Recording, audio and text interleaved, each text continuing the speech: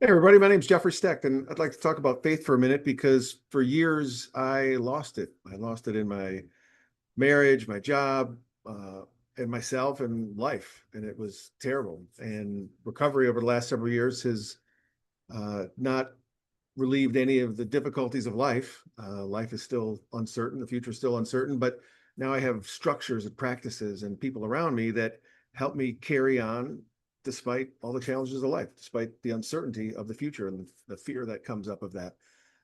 And that's how I define faith, just the ability to carry on in the face of uncertainty and fear. Simple. It's not spiritual, it's not religious. And with that definition, I look at the United States and I wonder, are we having a challenge with faith? Our ability to carry on in the face of uncertainty and challenge. And 63% of people lack confidence in our political future. 82% believe elected officials don't care about people like them. 51% don't believe the American dream applies to them, that they can't work hard and create the future they want. The article attached to this video has all the citations, and there's a lot more that I didn't include in that article. But we clearly have a national pattern that's moving away from a belief in the future, faith that the future is going to be something that we can meet with equanimity. Young people are also warning us about this erosion of faith. 40% of high school students persistently feel hopeless. Only 26% feel hopeful about the country. And 44% of Gen Z workers have left a job because it lacked purpose. Folks are drifting. The younger people are, the more they lack purpose, which is psychologically intertwined with faith and a belief in their ability to overcome whatever needs to be overcome to get the future they want. But that lack of faith isn't just a touchy-feely, suck it up kind of thing. It's affecting work. Only 31% of US workers are fully engaged at work. Only 64% of burned out workers report being less innovative, and disengagement costs approximately $1.9 trillion to the US economy because when people aren't fully engaged, they shut down just a little bit. They start giving up on life a little bit at a time, and that leads to withholding of their initiative and candor, the imagination, the care, the enthusiasm, the creativity that leads to great teams, high-performing teams.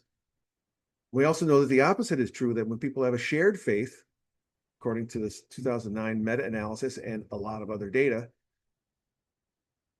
that when teams have shared confidence, trusted contributions, coordinated contributions, and persistence under pressure, they get what's called collective efficacy in the social science literature, a shared faith that together they can meet the challenge of the moment and find a way forward. And that leads to significantly improved performance across the board. Now, a lot of people have been talking about psychological safety and how important psychological safety is to team performance. Google's Project Aristotle has basically proven that that's the number one factor in success. But collective efficacy is necessary because we keep getting hit by uncertainty. No matter how safe we feel with each other, there's still uncertainty. And as every sports team that wins a championship will say, when we face adversity, we believed in each other, we believed in ourselves, we had faith that we could get through this. In so many words, that's what they're saying. So collective efficacy is the belief that their effort will get them somewhere. It's the next step beyond psychological safety. And I found that, right? I felt safe in a lot of situations, but I didn't have belief. I didn't have faith in myself. I didn't have faith to carry on. And so now that I have that faith, I'm writing a lot. I'm doing these videos. I'm actually marketing myself. And I'm working with teams in the way I always wanted to work with teams.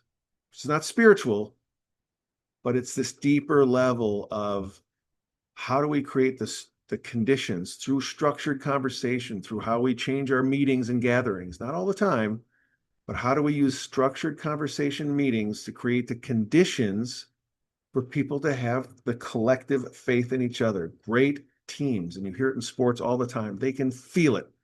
Even in training camp, they can feel the difference, the way they feel about each other. Even the Cincinnati Bengals this year, something feels different.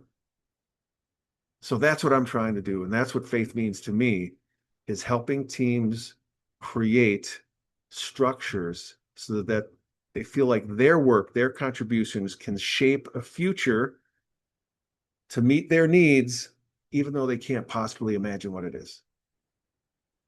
So if that's interesting to you, please let me know. I would love to work with you and hear from you.